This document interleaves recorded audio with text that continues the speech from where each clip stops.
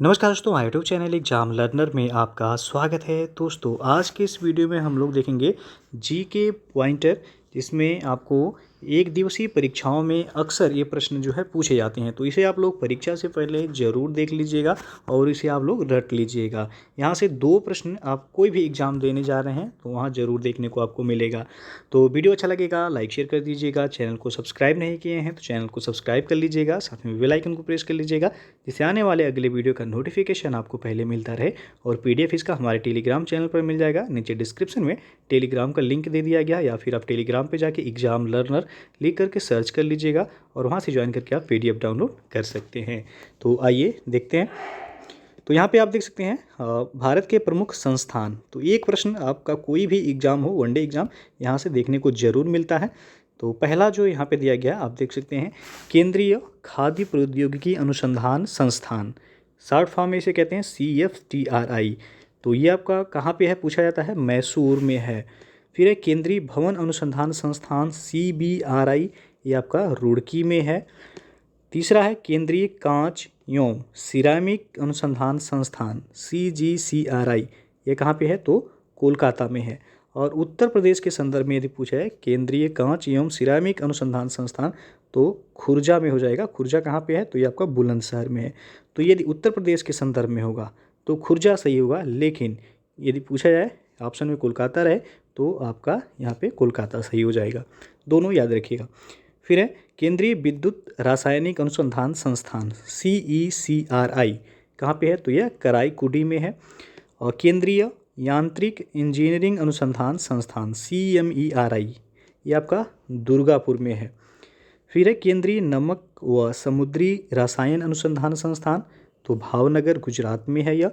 और भारतीय राष्ट्रीय राजमार्ग प्राधिकरण NHAI, ये आपका नई दिल्ली में है। फिर है राष्ट्रीय भू भौतिकी अनुसंधान संस्थान NGRI, तो ये आपका हैदराबाद में है। और राष्ट्रीय दृष्टि दिव्यांगजन सशक्तिकरण संस्थान, तो ये आपका देहरादून में है। फिर है पारिस्थितिकी विज्ञान केंद्र कहाँ है, CES कहा जाता है इसे, ये आपका बेंगलुरु में है। और वन अनुसंधान संस्थान FRI यानी कि फॉरेस्ट रिसर्च इंस्टीट्यूट, ये आपका देहरादून में है। लेकिन यहाँ से एक प्रश्न और बनता है, वन प्रबंधन अनुसंधान संस्थान पूछा जाए, ये आपका कहाँ पे है, तो यदि प्रबंधन शब्द उसमें जुड़ जाएगा तो ये आपका मध्य प्रदेश के भोपाल में हो जाएगा। तो दोनों याद रखिएगा, केवल वन अनुसंधान संस्थान पूछा जाए तब तो आपका देहरादून हो जाएगा, और वहीं पे वन प्रबंधन अनुसंधान संस्थान पूछा जाए तब आपका भोपाल हो जाएगा। फिर है केंद्रीय खनन एवं ईंधन अनुसंधान केंद्र, ये आपका धनबाद में है। भारतीय सर्वेक्षण विभाग, तो ये भी देहरादून में है। और भारतीय मौसम वेधशाला पुणे में है। जीवाणु प्रौद्योगिकी संस्थान चंडीगढ़ में है। भारतीय भूचुंबकीय संस्थान मुंबई में है। और भारतीय खगोल संस्थान, ये भी आपका बेंगलुरु में है। राष्ट्रीय समुद्र विज्ञान संस्थान, ये आपका पणजी गोवा में है। डीजल लोकोमोटिव वर्क्स, ये आपका वाराणसी में है। केंद्रीय सड़क अनुसंधान संस्थान, तो यह नई दिल्ली में है। उसके बाद है केंद्रीय चमड़ा अनुसंधान संस्थान चेन्नई में है। केंद्रीय औषधि अनुसंधान संस्थान, तो ये आपका लखनऊ में है, कई बार ये पूछा गया है।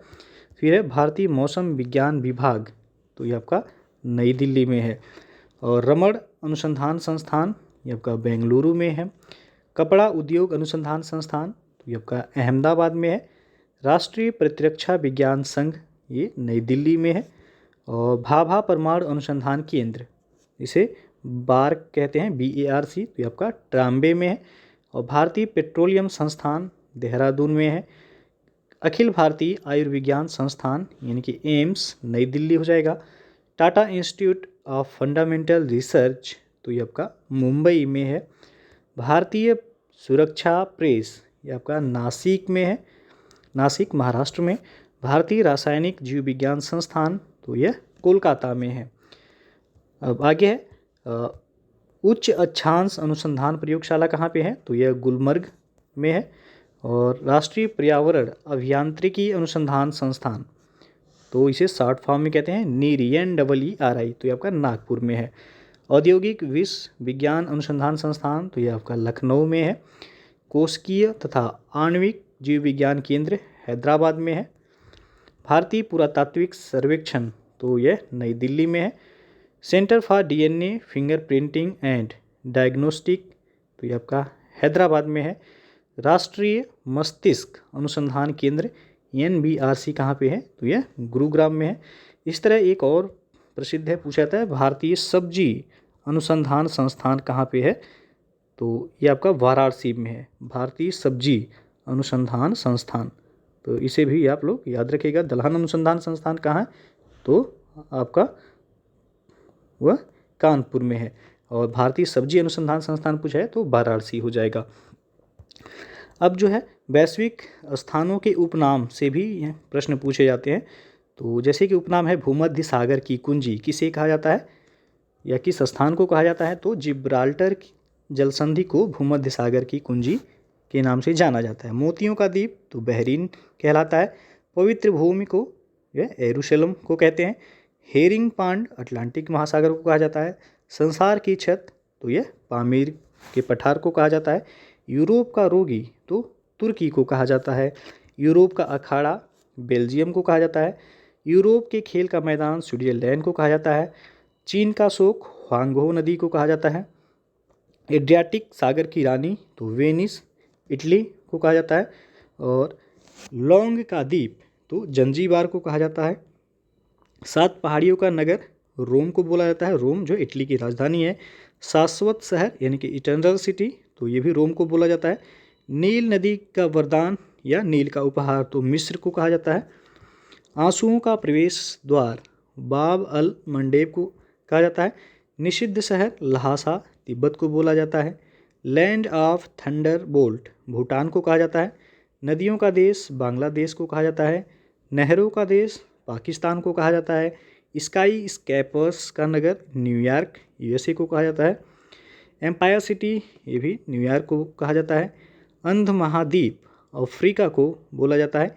स्वर्णिम द्वार का नगर सैन फ्रांसिस्को को कहा जाता है। क्वेकर सिटी फिलाडेल्फिया को कहा जाता है। एंटीलीज का मोती क्यूबा को बोला जाता है। विश्व का चीनी का कटोरा तो क्यूबा को बोला जाता है। सफ़ेद हाथियों की भूमि थाईलैंड को कहा जाता है। हजार झीलों की भूमि फिनलैंड को कहा जाता है। उगते सूर्य का देश जापान को बोला जाता है। मध्य रात्रि के सूर्य का देश नॉर्वे को कहा जाता है।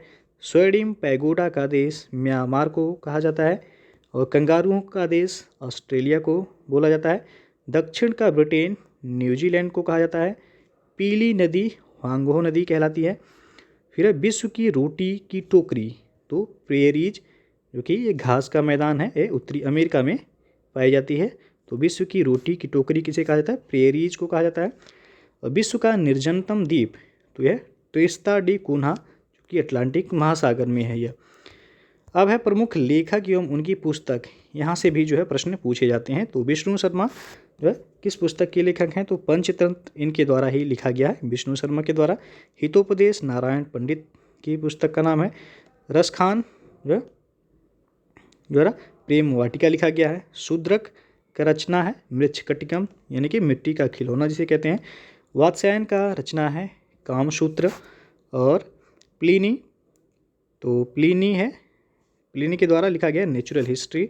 दंडी के द्वारा लिखा गया है 10 कुमार चरितम।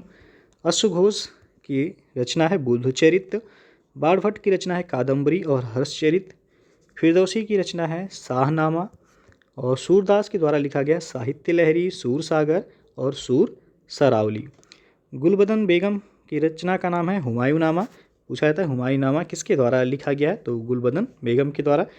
और विज्ञानेश्वर के द्वारा लिखा गया है मिताक्षरा। कल्हड़ की रचना का नाम है राजतरंगिणी। चाणक्य के द्वारा लिखा गया अर्थशास्त्र। फिर कालिदास के द्वारा जो लिखा गया है पुस्तक कुमार संभवम है, रघुवंशम है, अभिज्ञान शाकुंतलम है। जयदेव की रचना का नाम है गीत गोविंद। भवभूति के द्वारा लिखा गया है मालती माधव और उत्तर रामचरितम। मलिक मोहम्मद जायसी की रचना का नाम है पद्मावत और अखरावट। अबुल फजल के द्वारा लिखा गया आईने अकबरी और अकबरनामा। ये कई बार पूछा गया है तो ध्यान दीजिएगा।